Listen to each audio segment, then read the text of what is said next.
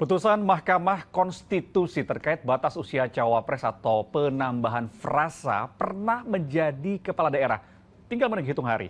Ramai juga bahasan soal kemungkinan terbuka pintu bagi wali kota Solo Gibran Rakabuming Raka untuk menjadi cawapres. Gibran mengaku telah beberapa kali diajak Prabowo Subianto untuk mendampinginya dalam kontestasi Pilpres 2024. Padahal kita tahu Gibran adalah kader PDI Perjuangan. Nah, lalu bagaimana kedua kubu, baik Ganjar ataupun Prabowo memandang putusan MK nanti? Akankah Gibran menjadi cawapres Prabowo Subianto?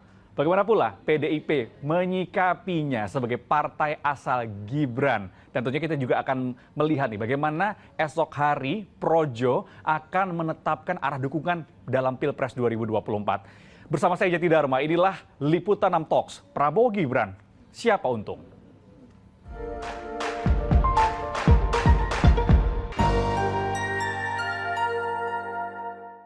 Dan tentunya saya tidak akan sendiri untuk membahas topik pada kali ini. Sudah bersama saya di studio. Di sini ada Ahmad Khairul Umam, pengamat politik Universitas Paramadina. Halo Mas Umam, sehat? Alhamdulillah sehat Mas Jati. Alhamdulillah sehat ya. Kita siap ya ini ya untuk membahas informasi yang lagi rame nih ya sekarang Lagi ya. hot. Lagi hot banget ya. Dan juga di sini ada Mas Ari Puadi, pengamat media sosial Indonesia Indikator. Halo Mas. Halo, Mas. Sehat juga Mas ya? Alhamdulillah sehat. Seger ya? Seger insya Allah. Segar. Kita harus seger soalnya ngomongin yang hot-hot ini. Hot, ya. Nah, tidak hanya dua orang yang akan menemani saya di studio, tapi juga ada 3 narasumber yang berada di Zoom. Ini ada Arya Bima, politisi PDI Perjuangan. Halo Mas Bimo, apa kabar?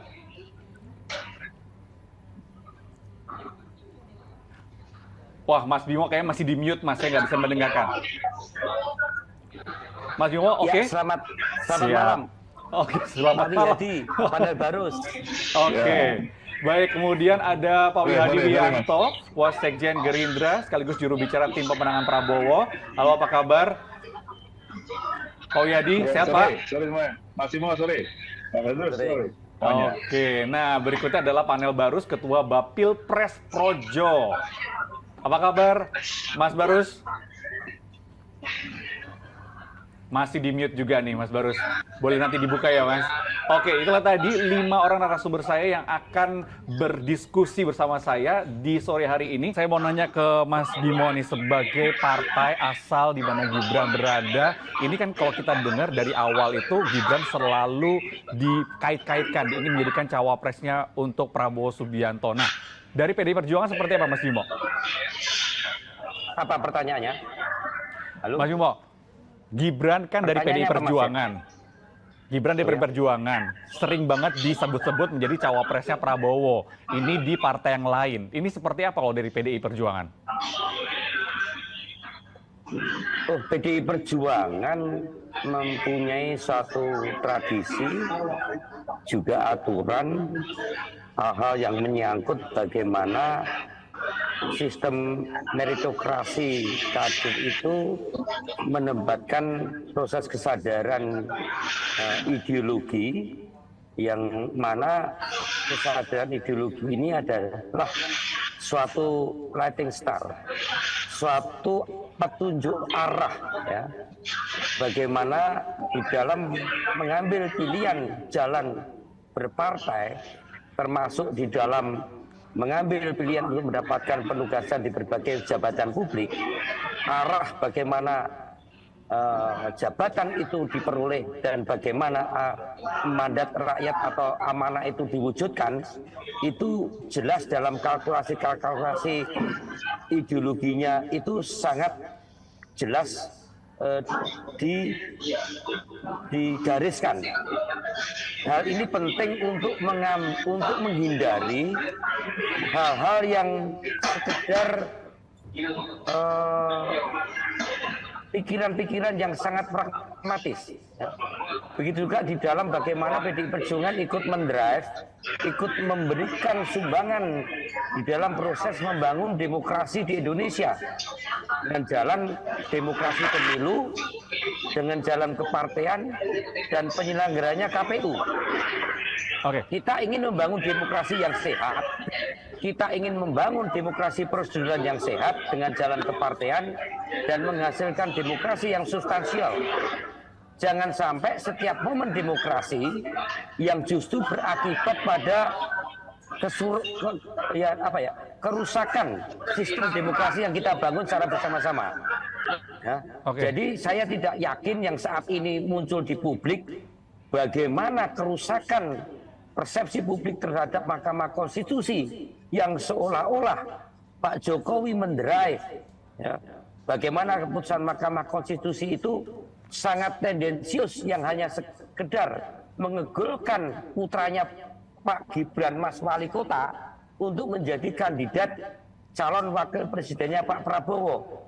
Ini adalah satu pembunuhan karakter yang sangat keji ditunjukkan Pak Jokowi dan keluarga, dan ini sangat serius di dalam kerusakan demokrasi kita kalau itu betul-betul terjadi.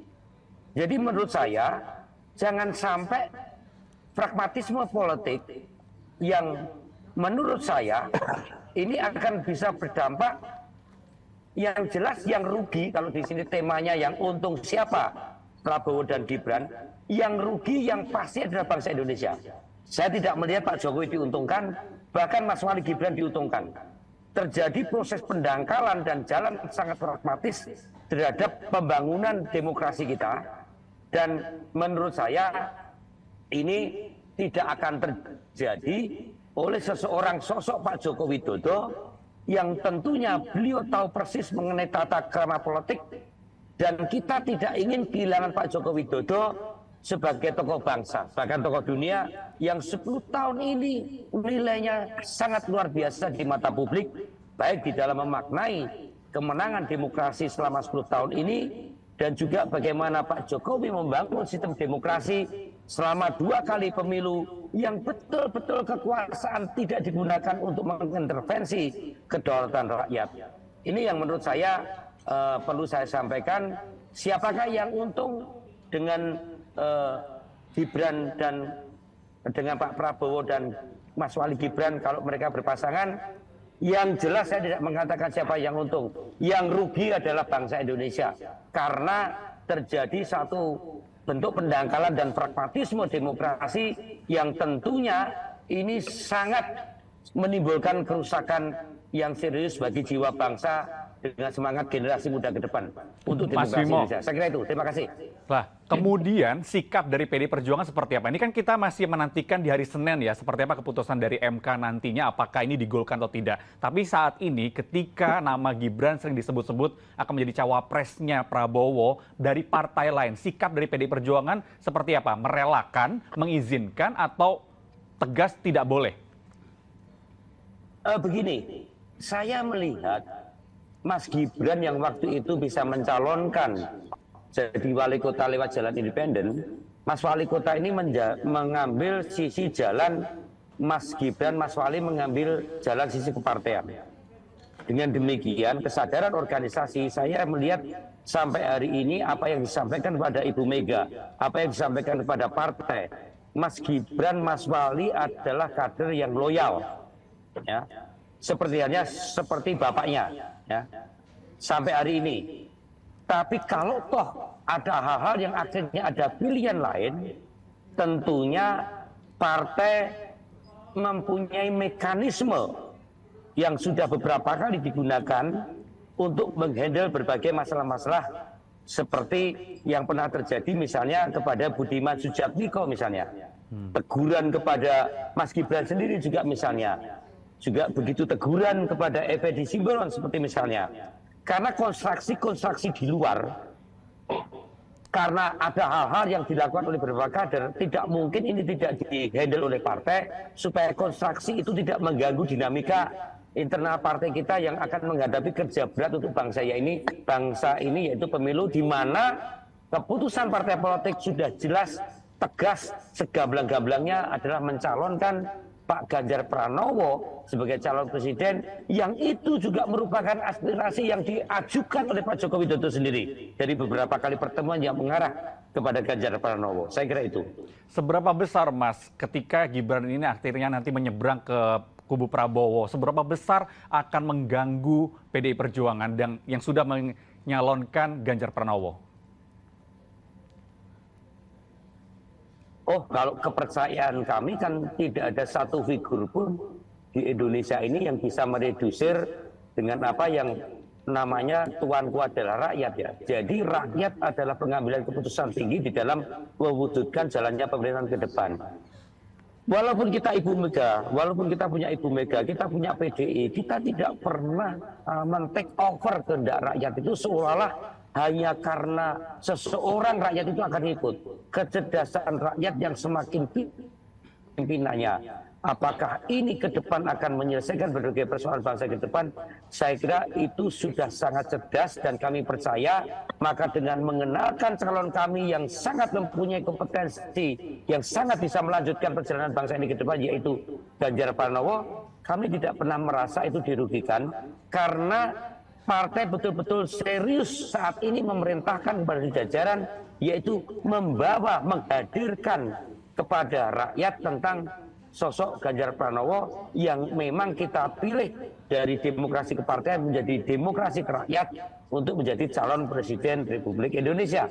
Persoalan ada sosok Mas Gibran yang sekarang ini diwacanakan, walaupun saya tidak percaya, termasuk Pak Jokowi yang akan mendukung Pak Prabowo, saya pun sampai hari ini tidak percaya, karena itu hanya akan menjadikan bangsa ini rugi dan tidak ada yang untung ya, karena kita setback ke belakang tentang sistem yang sudah kita bangun, karena setiap event demokrasi harus ada peningkatan kualitas, baik itu prosedural maupun produk demokrasi, yaitu kesejahteraan.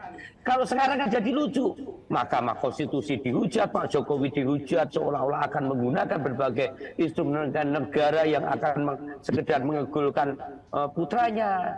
Yang mana kita tahu kok polisi, tentara, kejaksaan, kepala daerah setiap event 2 kali pemilu pilpres, Pak Jokowi bahkan hanya mendapatkan unggul sedikit dengan Pak Prabowo, menunjukkan bagaimana demokratisnya seorang keteladanan Pak Jokowi tidak menggunakan kekuasaan itu.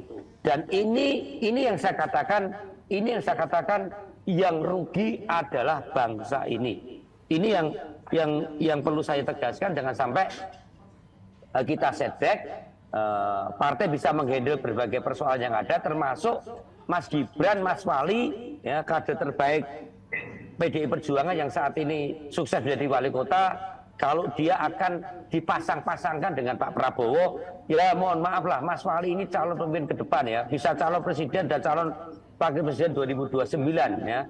Kalau saat ini konstitusi nggak memenungkan, bukan berarti PDI nggak mencalonkan, memang aturannya nggak bisa.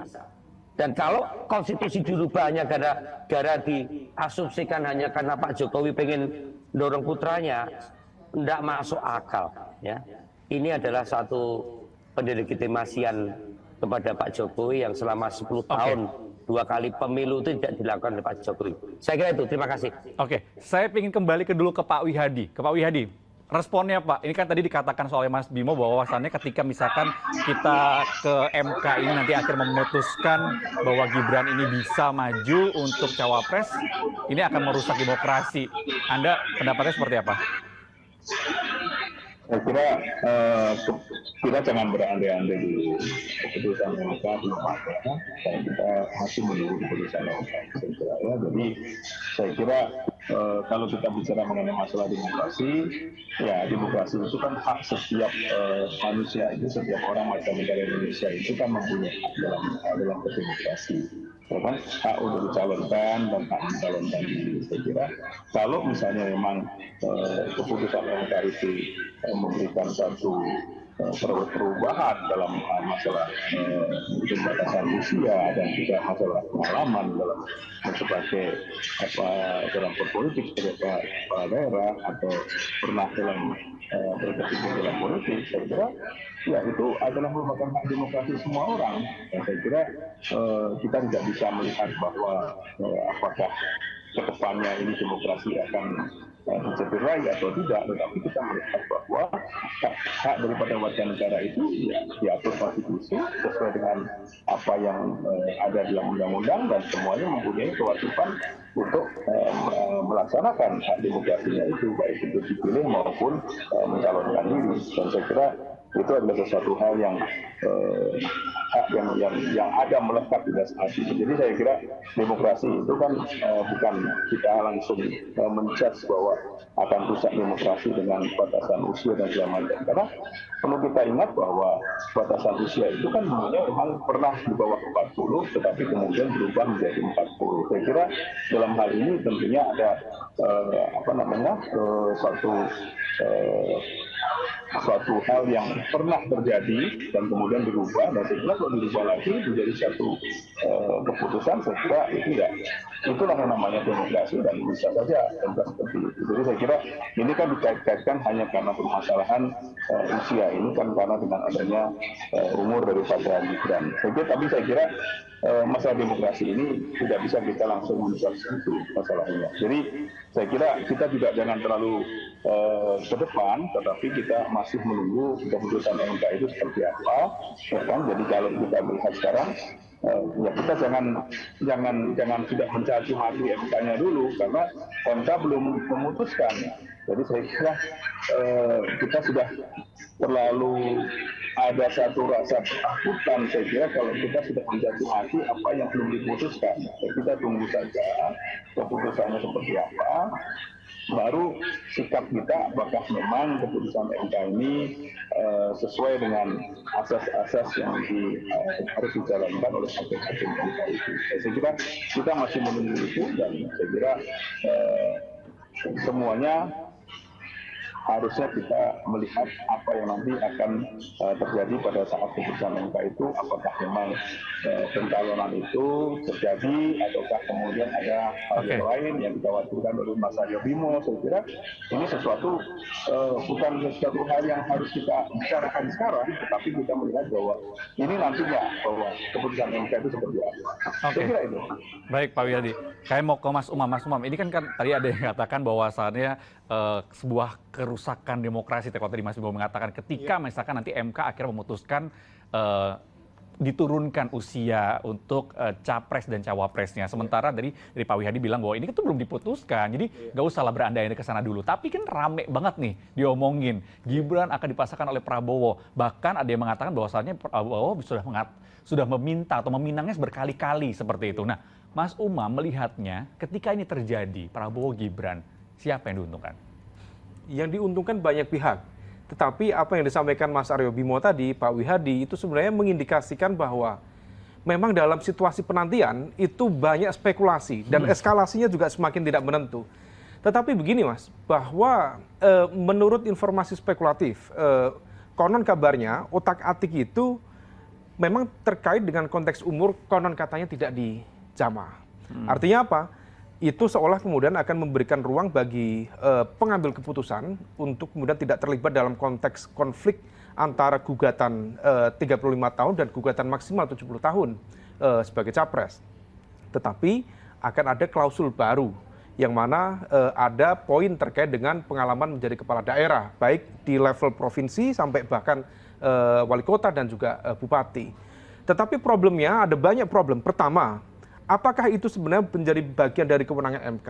Harusnya tidak, karena itu adalah bagian dari open legal policy. Kalau dia open legal policy, tidak ada cantolan yang sebenarnya sesuai dengan norma tertinggi hukum dalam konteks ini konstitusi, maka itu bukan ranahnya MK. Maka kembalikan ke proses legislasi di DPR dan pemerintah. Tetapi bisa saja kalau misal kemudian ada kekuatan besar yang kemudian mencoba untuk mengorkestrasi ini, dan argumen itu bisa diambil.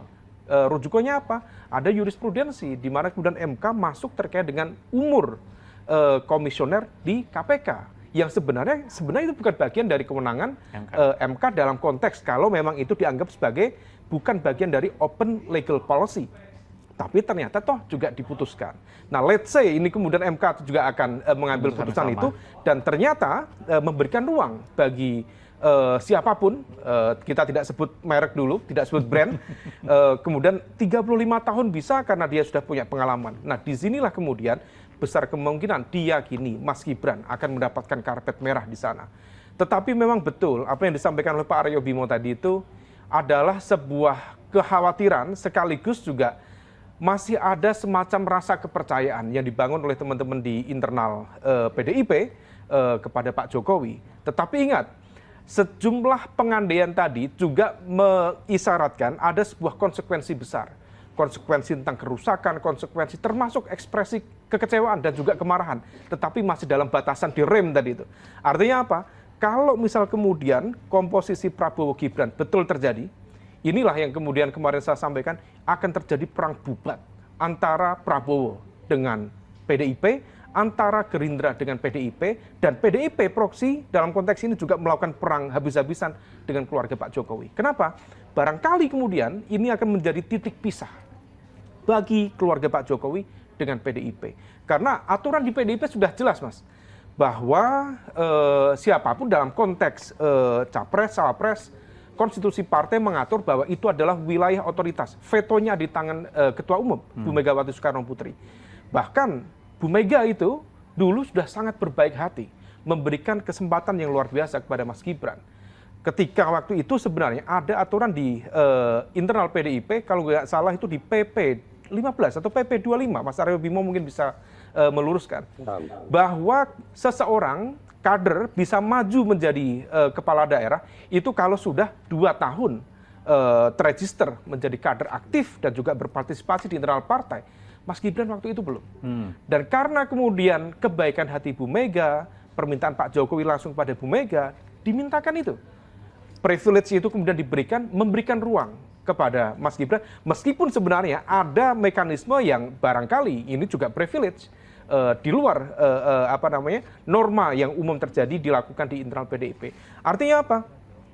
Kalau sampai kemudian ini terjadi, maka PDIP akan memiliki kemarahan yang cukup serius, kekecewaan cukup serius, karena bukan hanya diabaikan, tetapi juga dikhianati. Nah, situasi ini yang sebenarnya tidak diinginkan, dan betul tadi Mas Aryo Bimo mencoba untuk meredam itu, situasinya juga belum menentu. Kemarin banyak juga yang seudon kepada MK, tapi faktanya di beberapa putusan kan cukup positif MK tentang Undang-Undang Cipta Kerja, tentang putusan terkait dengan sistem proporsional terbuka tertutup yang katanya sudah goal-goal, ternyata enggak juga. Nah, situasi ini yang kemudian masih mengalami eskalasi, tetapi memang cukup santer di sejumlah pihak di kalangan elit partai-partai politik. Konon kabarnya putusan sudah clear dan kemudian akan digelar karpet merah bagi Mas Gibran untuk mendampingi Pak Prabowo Subianto. Nah, kalau misal kemudian itu terjadi, ada beberapa konsekuensi. Pertama, konsekuensi akan terciptanya sebuah pola kekuatan yang menyatu antara kekuatan rival-rival Pak Jokowi. Baik yang ada di koalisi perubahan misalnya, bahkan dengan teman-teman PDIP. Karena merasa memiliki satu kepentingan yang sama. Untuk berada pada satu titik kekuatan berhadapan dengan kekuatan Pak Jokowi. Yang direpresentasikan oleh Pak Prabowo dan Mas Gibran. Kedua, narasi yang sangat efektif untuk menghantam pasangan ini, salah satunya adalah politik dinasti. Dan politik dinasti tidak sesuai dengan agenda reformasi, tidak sesuai dengan konteks tata kelola pemerintahan yang baik, yang transparan, yang akuntabel, dan di saat yang sama, tentu ini tidak merepresentasikan corak demokrasi yang tadi disampaikan oleh Mas Aryo Bimo itu. Nah, kemudian di sisi yang lain, kalau misal itu terjadi, impact-nya bukan hanya akan menjadi munisi untuk menghantam pencapresan Pak Prabowo, tetapi juga akan memberikan impact serius kepada kredibilitas dan legitimasi pemerintahan Pak Jokowi. Dan ingat Mas, kenapa begitu? Karena dalam sebuah kekuasaan, panggung itu seringkali masyarakat kita dengan short term memory itu, yang dilihat adalah first impression dan last impression. Kalau first impression, at least per hari ini relatif Pak Jokowi bisa membuktikan bahwa yang dia kerjakan bisa diterima oleh masyarakat. Buktinya apa? Dia terpilih lagi, approval rate-nya relatif terjaga, tetapi ketika kemudian di ujung pemerintahannya ada last impression yang ingin dia gambarkan, ternyata begitu, sesuai yang dispekulasikan banyak pihak, memberikan ruang bagi anaknya, undang-undang dia ubah, yang seolah-olah perubahan undang-undang ini menjadi kelanjutan dari operasi politik yang dulu tidak jadi. Apa aja? Tunda pemilu, presiden 3 periode, sekarang ada ubah undang-undang untuk memberikan karpet merah bagi putranya. Kalau misalnya ini terjadi, saya pikir akan menjadi catatan serius bukan hanya pada perkembangan demokrasi di Indonesia, tetapi juga memberikan catatan yang kurang baik bagi ujung pemerintahan Pak Jokowi itu sendiri. Sepertinya tidak diuntungkan. Lalu siapa Mas yang diuntungkan kira-kira? Yang diuntungkan salah satunya Pak Prabowo. Kenapa Pak Prabowo? Karena kalau misal kemudian Pak Prabowo bersama dengan Mas Gibran, secara de facto ketua tim suksesnya siapa? Pak Jokowi. Artinya apa? Ini menjadi sebuah pertaruhan besar. Kenapa? Kalau sampai kemudian betul, kalau misal memang betul, Prabowo Gibran melangkah, maju, terdaftar di KPU, maju menjadi kontestan, maka menang atau kalahnya pasangan Prabowo Gibran itu akan menentukan hidup matinya kartu politik Pak Jokowi ke depan. Menentukan keselamatan politik keluarga Pak Jokowi ke depan. Dan juga barangkali di lingkaran-lingkaran itu. Artinya apa? Ini akan all out, akan menggunakan segala kekuatan untuk memenangkannya. Kalau betul itu akan terjadi. Terjadi atau tidak, wallahu alam. Kita tunggu nanti putusan dari MK. Oke, saya mau ke Mas Barus sebagai projo nih. Kalau mendengar tadi apa yang disampaikan oleh Mas Umam, seperti apa pendapat Anda? Ini ada kartu mati dari Pak Jokowi. Ya, pertama saya ingin menyampaikan saya setuju dengan Mas Arya Bima bahwa setiap proses di MK ini memang tidak ada kaitannya dengan Pak Jokowi. Dan kami melihat proses yang berjalan di MK ini sebagai sebuah upaya dari setiap warga negara untuk memperbaiki konstitusi. Dan mekanisme itu memang sah, tersedia, dibolehkan. Tuh. Nah, kami juga tidak mau berspekulasi apa keputusan MK nanti. Buat kami, apapun yang menjadi keputusan MK akan kami patuhi dan kita akan laksanakan itu. Itu Mas. Oke, kalau dari Projo sendiri, kalau nggak salah besok tuh akan ada rakernas ya, dan katanya akan menetapkan siapa nih yang akan didukung untuk 2024. Nah, ini arahnya kemana nih kalau yang itu? Ya, kalau mengenai acara 14-15 Oktober, besok kita akan Rakernas ke-6, ya, akan Rakernas ke-6, yang mana Rakernas ke-6 ini memang kita akan memutuskan secara utuh, bulat dan solid tentang dukungan capres yang akan didukung Projo di Pilpres 2024 nanti. Tapi di acara Rakernas itu sendiri juga kita akan membicarakan terkait strategi taktik bagaimana memenangkan calon yang kita dukung. Namun yang perlu saya gambarkan juga bahwa keputusan yang kita akan bungkus di Rakernas ini juga sebenarnya melalui proses yang cukup panjang. Projo dalam memutuskan siapa yang akan kita dukung melakukan proses yang panjang. Salah satunya adalah proses musrah yang kita laksanakan selama 10 bulan. Kita coba mendengar aspirasi dan suara masyarakat, gitu ya.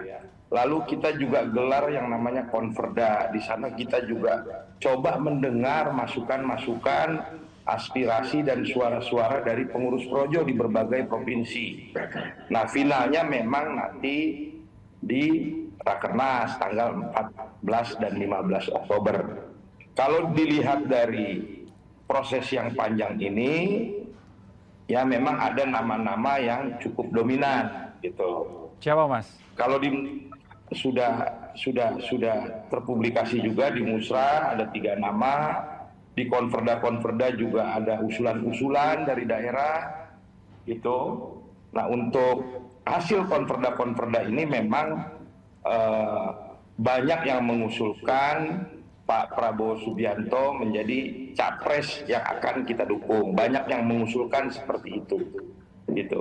Tapi memang terus terang proses konverda ini juga belum utuh karena ada percepatan jadwal pendaftaran capres nih. Gitu. Sehingga yang tadinya niatnya kita mau lakukan di 34 provinsi ini baru setengahnya.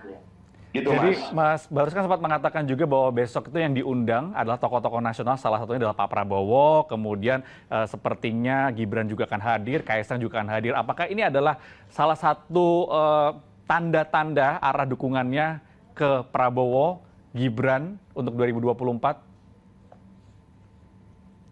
Ya, saya tidak berhak mendahului keputusan organisasi secara nasional melalui forum Rakernas besok. Saya pikir waktunya tinggal 1 hari, tunggu saja besok siapa yang akan didukung secara resmi, utuh dan bulat oleh ormas politik Projo. Gitu. Oke, balik kepada soal pasangan Prabowo dan juga Gibran. Tadi kan dikatakan bahwasannya Mas Bima tadi di awal bilang kalau nantinya MK itu memutuskan bahwa adanya pengubahan entah itu penambahan frasa ataupun juga soal usia ini, itu akan merusak demokrasi secara keseluruhan, akan rugi adalah rakyat Indonesia. Kalau Projo sempat memikirkan itu juga nggak? Kalau misalkan nanti akhirnya mendukung Pak Prabowo kemudian dengan Gibran yang maju. Ya, kalau mengenai keputusan MK seperti apa, kami tidak mau berspekulasi. Ya, tapi apabila kemudian secara prosedur kemudian Mas Gibran kemudian bisa maju dan kemudian berpasangan dengan Pak Prabowo, saya pikir setiap pasangan calon yang berkontestasi di Indonesia itu tentu menjadi yang terbaik buat kita semua.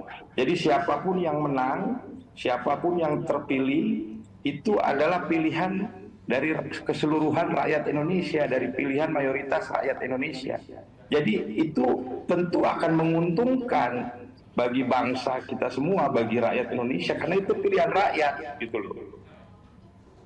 Oke. Jadi tidak ada yang dirugikan. Cuman putusan MK seperti apa kami tidak mau berspekulasi. Mas, untuk Jadi nggak ada yang Projo, dirugikan itu. oke, untuk Projo, kalau misalkan mendukung Prabowo, kira-kira siapa pasangan yang paling pas untuk maju di Pilpres? Ya, kalau menurut Projo ada 3 variabel penting dalam Pilpres 2024. Yang pertama, tentu variabel yang cukup penting adalah pilihan wapresnya. Kenapa? Karena kita melihat angka elektabilitas dari capres ini kemungkinan besar tidak akan mengalami perubahan yang eksponensial apabila tidak ada kejadian yang luar biasa. Sehingga kehadiran pilihan wapres ini juga akan sangat menentukan daya dorong, daya ungkit dari pasangan yang akan berkontestasi. Itu satu. Yang kedua, variabel penting menurut Projo adalah tentu Pak Jokowi ini juga jadi faktor kunci dalam Pilpres 2024 dengan approval rating yang tinggi di akhir masa jabatan. Terus pendukung Pak Jokowi juga cukup besar. Kalau berkaca dari angka pemilu 2019 ada 85 juta yang memilih Pak Jokowi. Dan yang terakhir, variabel ketiga yang cukup penting, kemana arah dukungan relawan Jokowi dalam Pilpres 2024 nanti. Jadi menurut kami ada 3 variabel penting dalam Pilpres 2024. Nah, yang kedua, Projo melihat pemilu 2024 ini adalah pemilunya anak muda. Kenapa? Karena ada 52% pemilih di pemilu 2024 itu dari kalangan milenial dan Gen Z. Gitu. Jadi keikutsertaan atau keterwakilan politik anak muda ini juga menjadi salah satu faktor kunci dalam berkontestasi di pemilu 2024. Jadi nama Mas Gibran ini agak cocok ya setidaknya untuk Pak Prabowo, menurut Anda? Dalam diskusi kami ada beberapa nama cawapres yang potensial. Ada Pak Erick Thohir, ada Mas Gibran, ada Pak Erlangga. Itu ada dalam diskusi serius di internal organisasi Projo, gitu. Tentu ada kalkulasi, ada kurang dan ada lebihnya, gitu. Kami melihat memang banyak kelebihan ketika mendorong Mas Gibran. Itu banyak poin plusnya, seperti itu, Mas. Baik, oke, kita akan ke Mas Asrar dulu. Mas, ini kalau dilihat dari media sosial seperti apa perkembangan pembicaraannya? Kalau tadi kan dikatakan ketika misalkan Gibran ini maju, ada yang mengingatkan bahwa ini ada cawe-cawean dari bapaknya. Terus ada juga yang mengatakan bahwa saat ini Mas Umam bilang bahwa kalau misalkan ini sampai terjadi MK memutuskan, akhirnya juga di nama jelek ya Pak Jokowi yang sudah dibangun sekian lama ini bisa hancur. Nah, ketika nama Gibran muncul untuk dijadikan cawapres dan dipasangkan dengan Prabowo dengan cara-cara yang tadi ya yang kita bahas bersama, kalau dari media sosial seperti apa sih pembicaraannya? Apakah juga seheboh itu pembicaraannya, se-hype itu untuk bicarakan Gibran ini? Ya, emang kalau kita lihat di media sosial dalam rentang waktu 1 bulan terakhir ya, memang perbincangan soal Prabowo Gibran dan kemudian juga Gibran Ganjar itu memang dari secara persentase memang lebih banyak kepada Prabowo dan Gibran gitu ya. Kami melihat dalam sepekan ini aja ada kenaikan 75% gitu ya. Walaupun memang kenaikan itu tidak semua mayoritas positif gitu ya. Ada juga isu-isu negatif yang ikut tadi yang disebut seperti dinasti politik, kemudian isu-isu lain yang mungkin ada juga yang mengatakan bahwa bisa berdampak kepada keluarga Jokowi, nama baik Jokowi gitu ya. Kemudian kami juga melihat kalau dilihat dari peta jaringan sosial, media sosial gitu, khususnya di Twitter gitu, ada 3 kelompok yang terbagi, Mas. Jadi kelompok yang oposisi itu cukup besar, ada sekitaran 56% lebih, di mana memang narasi yang paling besar adalah soal dinasti politik gitu ya. Soal dinasti politik, bahkan ada guyonan Mahkamah Konstitusi adalah mahkamah keluarga gitu kan ya. Ini guyonan yang paling banyak juga dimainkan oleh netizen-netizen. Kemudian ada juga mereka yang sebelumnya adalah pendukung pro Jokowi gitu ya, orang-orang pendukung Jokowi, ada 30,95%.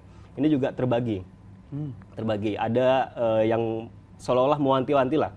Pak Jokowi itu nggak mungkin kemudian akan berambisi ambisius itu untuk melanggengkan kekuasaannya atau dinasti politiknya lewat cawe-cawe tadi, lewat putusan MK. Sebagian juga kemudian yang disinyalir mendukung Prabowo juga bahkan sampai mengeluarkan statement akan mengancam menarik dukungan jika kemudian Prabowo akan bersama Gibran gitu ya.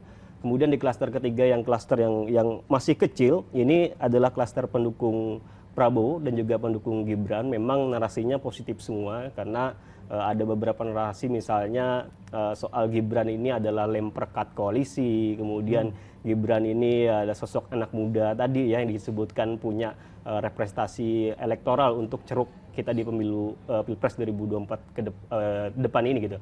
Dan kami punya catatan sendiri untuk Mas Gibran gitu ya. Riset kami di tahun 2022 itu menyebutkan bahwa Mas Gibran ini sebagai politisi muda terpegah, itu terpopuler, banyak diberitakan media, kemudian tervokal dengan lebih 76.000 statement yang dikutip oleh pemberitaan. Kemudian juga kami pantau dari pekan ke pekan, Mas Gibran ini juga cukup unik orangnya. Dia kalau kita lihat cukup responsif dengan berbagai masukan dan kritikan gitu ya, baik itu soal kinerja beliau di kota Solo ataupun isu-isu lain, bahkan kalau bahasa anak zaman sekarang itu kadang-kadang jawabannya di luar nurul gitu. Iya. Dan ini jadi poin plus karena memang hari ini kan anak muda itu butuh sosok politisi yang kira-kira tidak kaku gitu ya. Jadi mereka tuh pengen ada bestie dengan para politisi yang itu juga akan merubah mindset mereka bahwa politik itu tidak melulu kemudian ngomongin sesuatu elit yang kaku, ada satu hal-hal yang mungkin ada humanisme, ada guyon dan berbagai hal itu, dan itu menurut kami menjadi sisi unik yang kalau tadi tema kita adalah siapa yang akan diuntungkan, ya memang Prabowo yang akan diuntungkan karena dalam catatan kami Pak Prabowo itu dibanding kedua tokoh capres lainnya itu agak sedikit pasif bermain di media sosialnya. Dan Gibran akan menjadi nilai poin plus banget ketika memang Prabowo Gibran ini akan bersatu nantinya gitu. Oke, dan menarik ya, ternyata banyak sekali yang membicarakan nama Gibran bahkan sejak tahun 2022 gitu ya, 2 tahun yang lalu, setahun yang lalu ketika mungkin belum terlalu dibicarakan soal Pilpres ya, karena Pilpres baru di sekitaran tahun 2023. Jangan-jangan sudah disiapkan? Atau jangan-jangan disiapkan? Wah, itu menarik sekali. Nah, kita coba ke Pak Wihadi. Pak Wihadi, ini kan banyak sekali ternyata dibicarakan nama Gibran. Nah, kalau dari Gerindra sendiri, seperti apa peluang untuk Gibran ini masuk? Karena kan kita tahu ya di koalisi ada nama Pak Erlangga di sana, kemudian Pak Erick Thohir juga dimajukan oleh PAN. Nah, ini seberapa kencang, kan tadi kan disebutkan juga ya bahwa ada juga yang mengusulkan nama Gibran. Nah, ini seberapa kencang untuk persaingan dari 3 nama ini? Saya kira masing-masing calon itu tentunya mempunyai kelebihan dan juga beberapa hal yang menjadi poin-poin yang bisa dipakai sebagai pendamping Bapak Prabowo sebagai cawapres. Dan tentunya ini akan tetap dikomunikasikan dengan partai-partai koalisi, dan calon-calon yang akan mendampingi. Jadi saya kira apa yang sekarang ini terjadi di masyarakat terjadi dari media sosial dan juga apa yang relawan-relawan sudah deklarasikan, itu menjadi satu masukan-masukan bagi kita semuanya dalam pembahasan-pembahasan nantinya dengan koalisi. Jadi saya kira ini masih belum bisa kita putuskan karena memang kita tetap harus bicara dengan koalisi yang sudah ada di koalisi kami. Ya, inilah koalisi Indonesia Maju ini kan nanti malam ini akan melakukan pertemuan. Ya, salah satunya pembahasan itu tentunya akan kita bahas. Tapi pembahasan itu kalau kita menyangkut mengenai masalah nama daripada Mas Gibran, tentunya tetap bahwa masih belum adanya keputusan MK yang belum ada saat ini yang akan kita tunggu minggu depan. Jadi saya kira ini semuanya adalah merupakan satu simulasi dan kemudian dukungan-dukungan ini juga merupakan satu bentuk di mana apa yang menjadi plus poin-poin tambahan buat kita semua bahwa sampai seberapa mana dukungan-dukungan yang ada kepada Mas Gibran maupun calon-calon yang lain. Saya kira kita masih menunggu dan kita masih juga menunggu pendaftaran yang masih tanggal 19, tentunya masih ada waktu. Kira-kira kapan kita akan melakukan penentuan siapa cawapres daripada kita. Saya kira itu yang kita harus tunggu bersama. Nah, seperti apa sih Pak Wihadi di dalam koalisi sendiri, seperti apa pembicaraannya ketika banyak sekali masyarakat yang menempatkan nama Gibran ini untuk disandingkan dengan Pak Prabowo, Golkar, kemudian PAN dan juga partai-partai pendukung lainnya, seperti apa pembicaraan? Suara-suaranya seperti apa yang disampaikan ke Gerindra? Ya, saya kira masing-masing partai dalam koalisi ini kan tentunya juga pernah mencalonkan beberapa nama, dan beberapa nama itu seperti yang disebutkan oleh Mas Fadis tadi dari Bojot, di situ juga ada Erick Thohir, kemudian di situ ada Erlangga Hartarto, kemudian di situ juga ada Ridwan Kamil, di situ juga ada yang Mas Gibran, ada juga Ibu Khofifah. Jadi beberapa nama ini kan diusulkan oleh koalisi-koalisi kita, karena koalisi kita kan baik itu yang di parlemen maupun yang non parlemen kan tentunya membawa nama-nama yang bisa diusulkan bersama. Jadi saya kira nantinya kita akan putuskan siapa daripada cawapres yang akan mendampingi Pak Prabowo. Tentunya itu adalah keputusan bersama dalam koalisi yang ada. Dari obrolan di dapur koalisi, apakah nama Gibran ini bisa dikatakan mumpuni secara kualifikasi yang diinginkan oleh koalisi? Ya, saya kira apa yang menjadi dukungan yang sekarang terjadi, ya kan, dukungan itu kan kita lihat dari relawan maupun dari akar rumput Gerindra juga tidak ada, dan saya kira tentunya dukungan ini juga menjadi satu plus poin yang ternyata bahwa apa yang menjadi pemilu 2024 ini adalah pemilu Gen Z, dan banyak juga anak-anak muda yang mendorong untuk Mas Gibran menjadi cawapres. Saya kira itu adalah merupakan satu plus poin yang cukup diperhatikan juga oleh partai koalisi yang lain. Dan saya kira partai koalisi yang lain juga tentunya bisa melihat perkembangan sekarang ini, dan ini tentunya akan ada suatu pemikiran bersama siapa yang terbaik. Jadi saya kira nanti kesepakatan itu kan akan terjadi. Baik.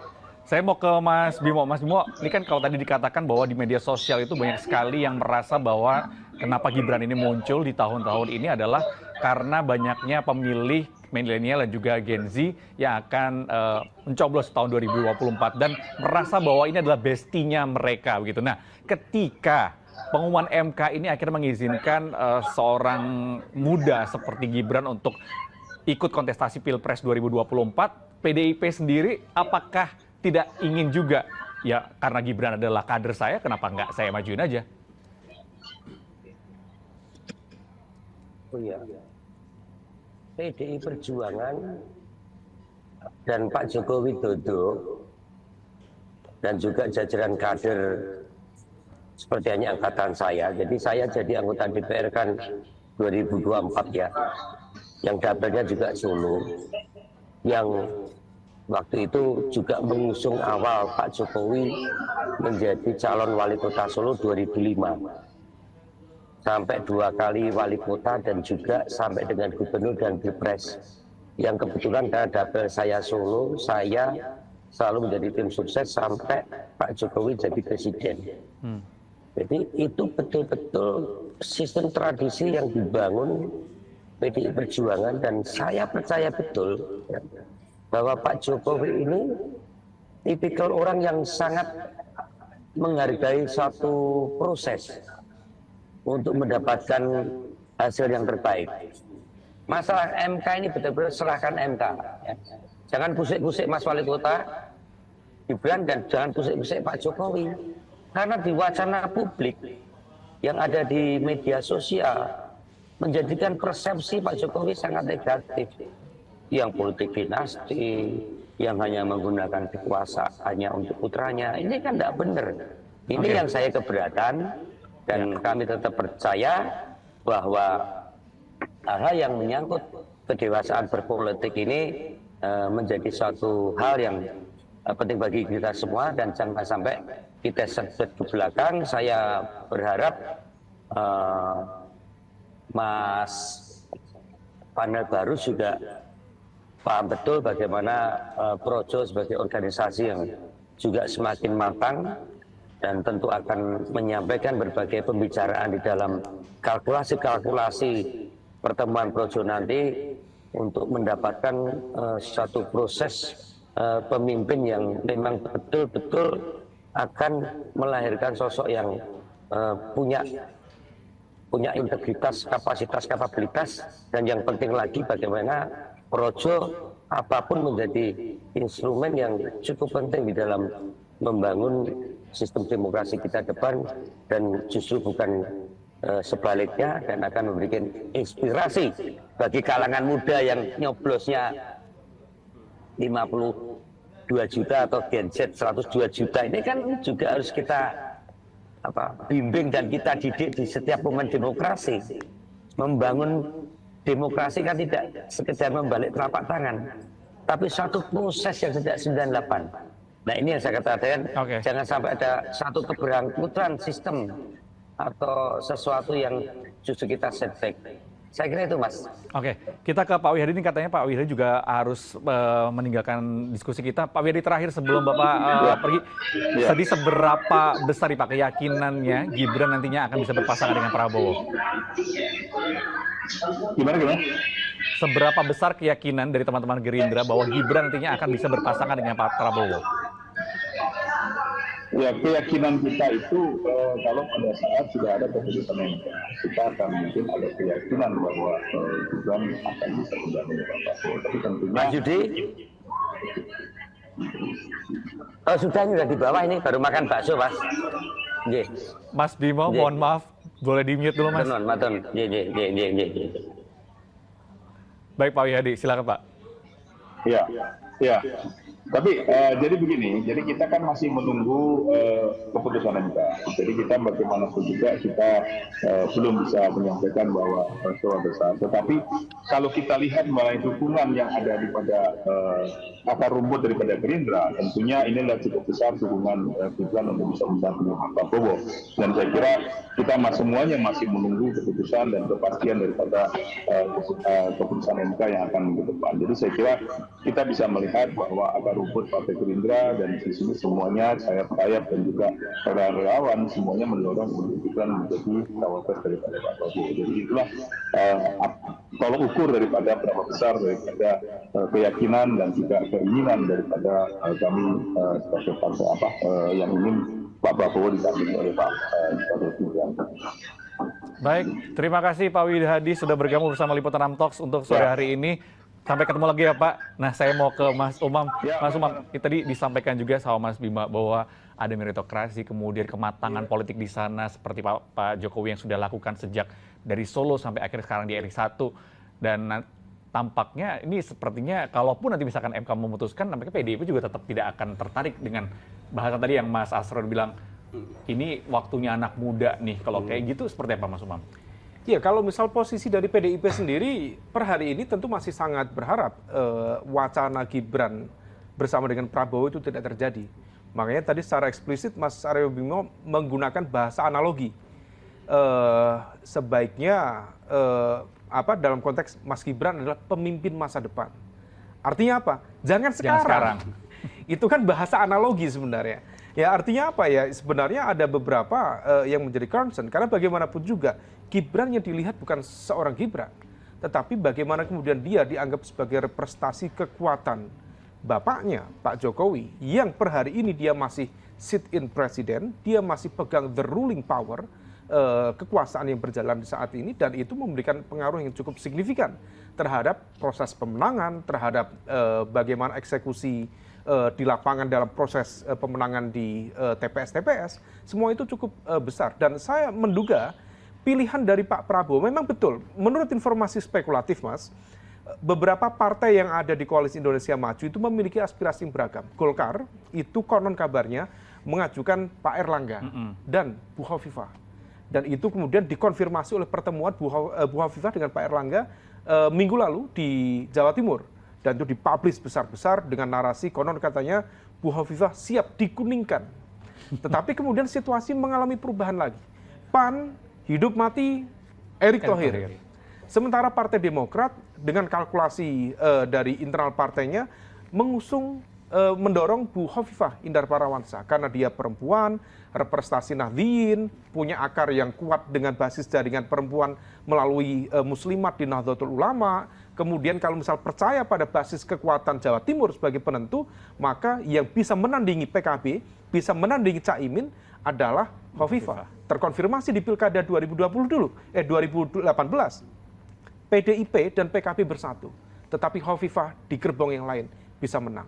Maka kemudian itu menjadi alasan rasional Demokrat misalnya untuk mengusung Bu Hovifah. Tetapi di internal Gerindra sendiri, salah satunya yang didorong adalah Mas Gibran. Kenapa ada nama Gibran?